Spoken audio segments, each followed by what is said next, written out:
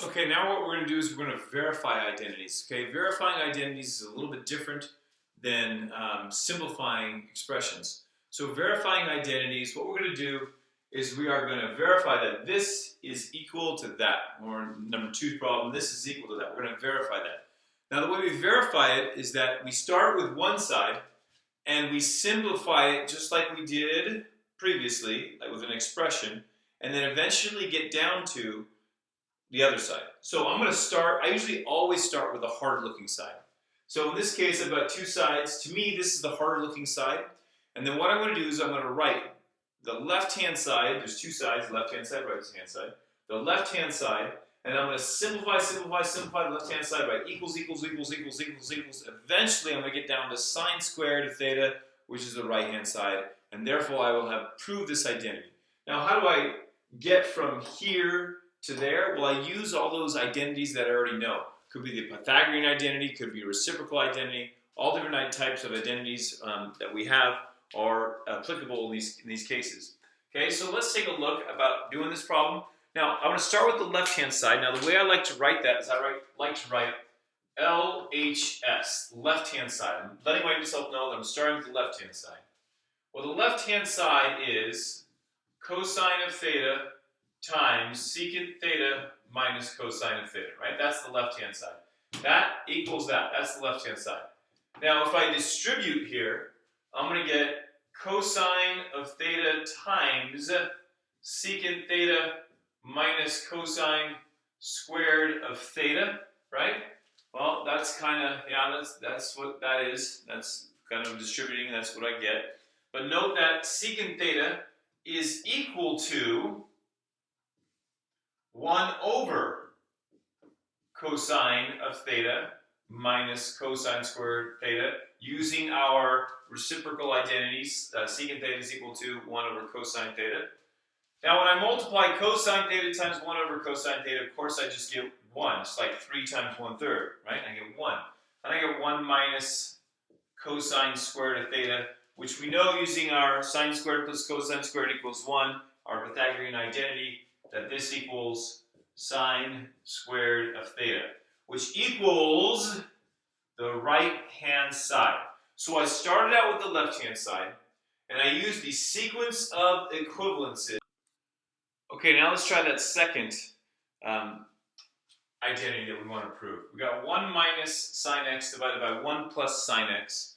We want to verify this identity. This one's a lot tougher than the last one because this one takes kind of something extra. I think the left-hand side is harder in this case. Anytime I have a fraction, I always think fractions are kind of harder, so a lot of times I start with the left-hand side, or excuse me, I'll start with the harder side, which in this case is a fraction, which is the left-hand side. Now, if this was on the right-hand side and that was on the left-hand side, I would have started with the right-hand side. It doesn't matter what side you start with, you just got to work to the other side. Now, in this case, I want to start with that left-hand side, which is that fraction there. So I have 1 plus sine x, this is the left-hand side, excuse me, I should have written that first, LHS, left-hand side. And this equals 1 minus sine x divided by 1 plus sine x, right? Now, something that we need to know is we need to know that idea of difference of squares. So when we have a difference of squares, what's interesting about that, for example, a plus b times a minus b, what's interesting about that is that you end up getting a squared minus b squared. Now that idea is super important when you have something of the form a plus b or a minus b in the denominator. Sometimes, this is I won't call it a trick, this is a technique that you can use to make it so that I get something more manageable or more desirable when I have a fraction here with trigonometric identities in it. So let's take a look. So I'm going to multiply both top and bottom by 1 plus sine x. Oh, excuse me, 1 minus sine x. Now, why am I choosing to multiply both top and bottom by 1 minus sine x? Well, 1 minus sine x is the conjugate to the denominator 1 plus sine x. 1 plus sine x, 1 minus sine x. They are conjugates. For example, x plus 4 is a conjugate to x minus 4. Okay? So these are conjugates. And what happens when you multiply conjugates is you're looking at that difference of squares.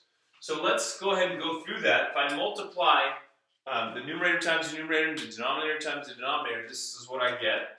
If I FOIL this out, I'll get 1, and I'll get minus sine x, and minus sine x is minus 2 sine x plus sine squared x divided by, now if I multiply out the denominator, I'm going to get 1 first. Outer is minus sine x, inner is plus sine x. So the negative sine x and the positive sine x cancel out. So I'll have minus sine squared x right there. So I have 1 minus sine squared x, which is a good thing. We like 1 minus sine squared because we can use our Pythagorean identity. 1 minus sine squared, of course, is equal to cosine squared. Okay? So here I'll have 1 minus 2 sine x plus sine squared x divided by cosine squared x. Okay? I replaced that 1 minus sine squared with cosine squared. And then now what I'm going to do, and again, sometimes it's not clear, it's like, what do I do next? Well, I'm playing with it. I'm playing with this like it was the ball of yarn. I'm like, hey, you know what? I multiplied by the conjugate and made it look even more messy, but now I have a fraction where I can put this guy over the cosine squared, that guy over the cosine squared, and that guy over the cosine squared, and just break it up as a fraction. So I'm going to go ahead and go through that. So this will equal 1 over cosine squared x minus 2 sine x over cosine squared x plus sine squared x divided by cosine squared x. Okay? So I've kind of simplified it to this now. Okay, well, what does that do for me? Well, I'll tell you, that's what this will do is notice that 1 over cosine squared is the same thing as secant squared, correct? Because 1 over cosine is secant, so therefore this is secant squared. So this is secant squared x, right? And then I'll have minus 2. And then notice that you recall that a sine over a cosine is tangent, right? So I have sine over cosine, that's tangent. But I also have 1 over cosine, okay? 1 over cosine. And if maybe I need to break that up and do it an extra step, that's fine. Notice that this is equal to 2 times sine x over cosine x and 1 over cosine x. Maybe I need to show that step. There we go. And then plus sine squared over cosine squared, of course, is tangent squared x, right? So I did that kind of intermediate step. Sometimes it's easier to see if you break that up. I broke that up. I got a sine, good. I got cosine, cosine, good. And then now I'll have minus 2 sine x over cosine x is tangent x. And 1 over cosine x is secant x plus tangent squared x. Okay? So now I have this large. This isn't getting. Is this getting me to here? I don't know. Well, we're almost there actually. We're 1 step away. If you recall, and this might help you, if I have x squared minus 2xy plus y squared, this is a perfect square trinomial that factors as x minus y squared. Okay?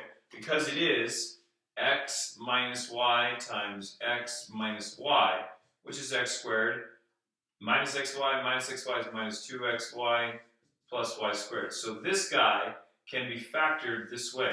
So we just have to identify what we have, because I say this is of that form. Something squared minus 2 something times something else plus something else squared, right? I mean, this is the form that I have. So this actually factors. If you actually factor this thing, this will factor as secant x minus tangent x times secant x minus tangent x, which is of course equal to secant x minus tangent x, all being what? Squared.